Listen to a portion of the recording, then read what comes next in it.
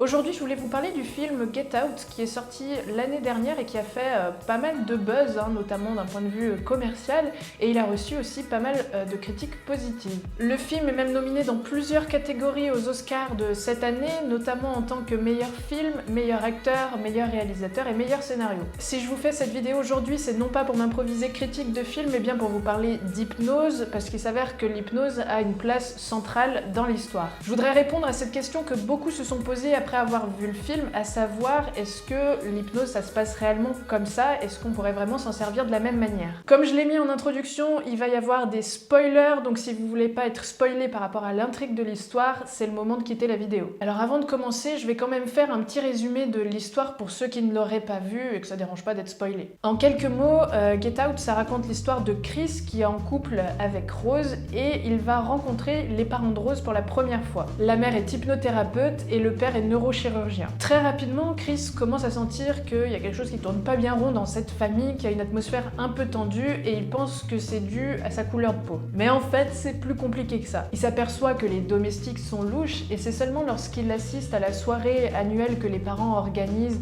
avec toute leur famille et leurs amis que là, il commence à se dire qu'il y a vraiment quelque chose qui va pas. Bref, je vous passe tous les détails, mais à la fin, on apprend que Rose, elle ramène des hommes noirs chez elle, donc là, ici, c'est Chris. Sa mère les hypnotise et le père va opérer un membre de sa famille ou de ses amis pour en fait prendre leur cerveau, leur conscience et le transposer dans le corps des hommes noirs. Vous voyez un peu le truc? C'est super chaud à expliquer. Pour vous donner un exemple un peu plus concret, les domestiques qu'on voit, en fait, on apprend que c'est les grands-parents de Rose.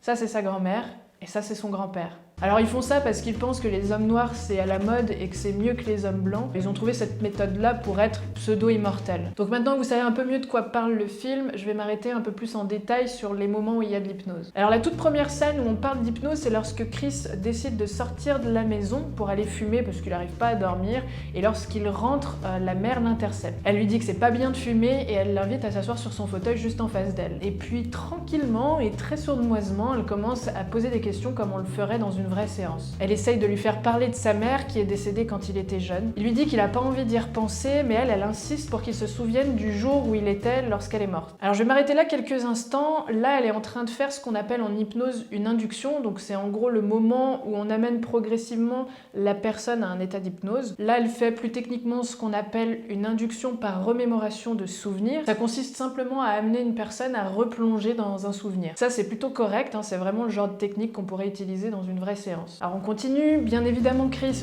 se sent pas bien du tout et elle insiste vraiment pour qu'il repense à ce souvenir traumatique. Et soudain elle amène l'idée qu'il est paralysé comme il pouvait l'être le jour où il a appris le décès de sa mère et Chris confirme en effet qu'il peut plus bouger dans la réalité. Et puis elle lui dit ensuite avec une voix grave, maintenant entre dans le sol. Il lui dit non attendez en étant un peu paniqué et elle lui dit si tu y vas. Et on le voit flotter dans le néant. La mère en anglais elle appelle ça the sunken place qu'on pourrait traduire par l'endroit submergé. Et ça n'a pas vraiment de traduction en français, donc moi je vais appeler ça le néant. Ok, je m'arrête là parce que là il y a beaucoup de choses à dire. Tout d'abord, il faut savoir qu'on ne peut pas hypnotiser quelqu'un qui n'a pas un minimum envie de l'être. Tout simplement parce qu'un hypnotiseur, il ne peut pas imaginer à la place de l'autre. Si seulement Chris il avait décidé de ne pas repenser à sa mère et de ne pas replonger dans ce souvenir-là, elle aurait rien pu faire en face. C'est important de savoir qu'on a toujours la liberté de ne pas faire les choses dans un état d'hypnose. C'est parce que tout simplement il était volontaire depuis le début que ça a pu fonctionner. Mais honnêtement, s'il avait voulu, il aurait très bien pu résister. Ensuite, concernant le fait qu'il soit paralysé. Je mets des guillemets parce que non, il n'est pas vraiment paralysé dans la réalité. Il peut avoir l'impression de l'être, c'est différent. Un peu comme ces matins où vous savez qu'il faudrait se lever, mais vous êtes bien et vous avez l'impression de ne pas pouvoir bouger. Mais en fait, si vraiment il y avait besoin, si vraiment il y avait une envie de bouger, bien sûr vous le pouvez. On n'est pas coincé dans un état d'hypnose comme on n'est pas coincé dans un rêve ou dans notre sommeil. Après, c'est vrai qu'il y a des états d'hypnose qui peuvent être plus profonds que d'autres et ça peut arriver qu'il y ait des personnes qui mettent un peu plus de temps à sortir de cet état-là. Mais c'est surtout parce qu'elles sont bien et qu'elles n'ont pas envie d'en sortir. Ensuite, quand la mère dit « maintenant tu vas entrer dans le sol », honnêtement, je sais pas du tout d'où il me sort cette phrase-là. C'est pas franchement le genre de phrase qu'on utiliserait dans une vraie séance. On pourrait plutôt dire maintenant tu vas entrer profondément en état d'hypnose ou dors profondément, mais entrer dans le sol... Voilà, c'est franchement pas ce qu'il y a de mieux. Et enfin, le moment où on le voit flotter dans le néant. Alors au début, j'ai trouvé l'image assez intéressante parce que c'est vrai que dans un état d'hypnose, on peut avoir cette impression que notre esprit conscient, il a comme un rôle d'observateur. Mais là, clairement, c'est pour sous-entendre que Chris perd totalement le contrôle. Et ça, je ne sais pas combien de fois j'ai eu à le dire depuis que je fais ce métier-là, mais non, on ne perd pas le contrôle dans un état d'hypnose. On est toujours conscient. Alors il y aurait plein de choses à dire sur ce sujet-là. J'en ai déjà fait 2 vidéos, donc si ça vous intéresse, je vous renvoie à celle-ci et celle-là.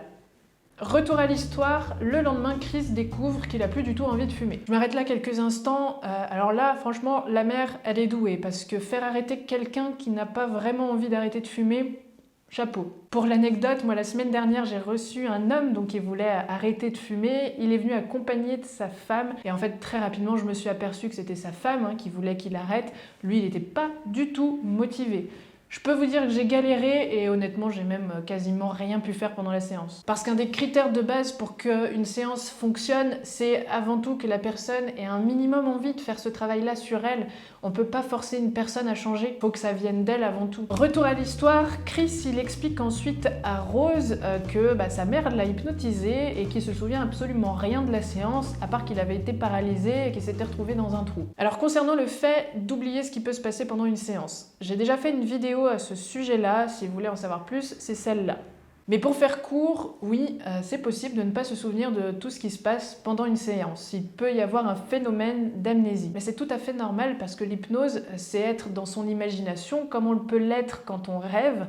Et comme pour nos rêves, il y a des rêves dont on se souvient et des rêves dont on ne se souvient pas. Ce phénomène, on le retrouve aussi quand on est absorbé dans nos pensées. Dans ces moments-là, on ne sait pas toujours à quoi on est en train de penser. C'est exactement pareil avec l'hypnose, tout comme c'est possible que la personne se souvienne de la séance. On avance encore dans l'histoire, il y a tout plein de choses bizarres qui se passent entre-temps. Et puis arrive le moment où Chris décide enfin de partir parce que il se rend compte que c'est vraiment bizarre là, ce qui se passe. Et bien évidemment, il tombe sur Rose et ses parents qui l'en empêchent. Et pour l'en empêcher, la mère, qu'est-ce qu'elle fait ? Elle l'hypnotise. Et pour ça, elle utilise sa cuillère qu'elle vient tapoter sur sa tasse. Pour que vous compreniez, là je vais être obligée de rembobiner un tout petit peu. En fait, à la toute première séance d'hypnose qu'elle lui a faite, tout au long de la séance, elle utilisait une tasse avec une cuillère qu'elle faisait tourner. Et donc là, le simple fait de tapoter sur la tasse, ça a paralysé à nouveau Chris et il est tombé au sol. Alors tout d'abord, oui, c'est tout à fait possible de réinduire un état d'hypnose comme elle le fait. C'est ce qu'on appelle un ancrage. Un ancrage, c'est simplement associer quelque chose à un état. Donc là, elle a associé le bruit de la cuillère sur la tasse à l'état d'hypnose. Mais ça pourrait tout aussi bien être un mot, comme on peut le faire en spectacle par exemple, ça peut être dormir,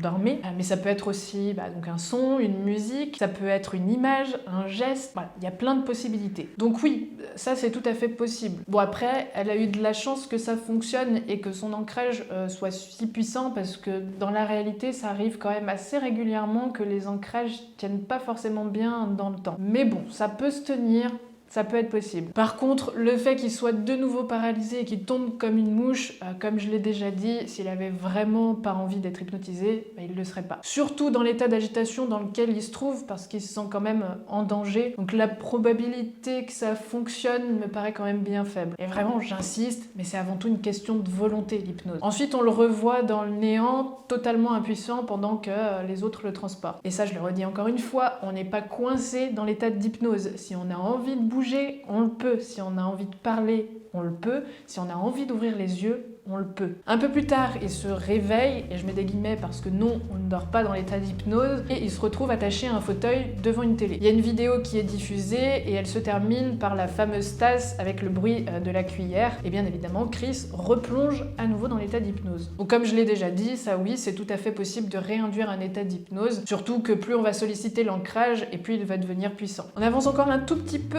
de nouveau, il y a cette fameuse tasse avec le bruit de la cuillère, sauf que cette fois-ci, Chris, le petit filou, il a fait des boules de mousse en fait avec l'accoudoir de son fauteuil qui était abîmé pour se les mettre dans les oreilles et cette fois-ci donc l'hypnose n'a pas fonctionné. Alors ça pour le coup c'est vraiment une erreur pour moi de débutante de la mère. En fait elle a dû dire à la toute première séance quelque chose comme à chaque fois que tu entendras le bruit de la cuillère sur la tasse tu replongeras profondément en état d'hypnose. Mais elle aurait pu tout simplement rajouter que le simple fait de voir la tasse suffisait l'utilisait pour le remettre en état d'hypnose. Elle aurait pu faire plusieurs ancrages au lieu de miser simplement sur l'aspect sonore. Bah tant pis pour elle, hein. En plus, elle a pas de chance, elle est tombée sur quelqu'un de très littéral. Ce qui me dérange vraiment là-dedans, c'est que le fait qu'ils se mettent de la mousse, ça renvoie vraiment l'image à un spectateur qui n'y connaît rien de l'hypnose, que c'est le seul moyen d'y résister. Je vais pas vous mentir, ce genre de cliché, ça m'agace. Ouais, il se passe encore 2-3 trucs du genre Chris tue tout le monde, et puis c'est la fin du film. En conclusion,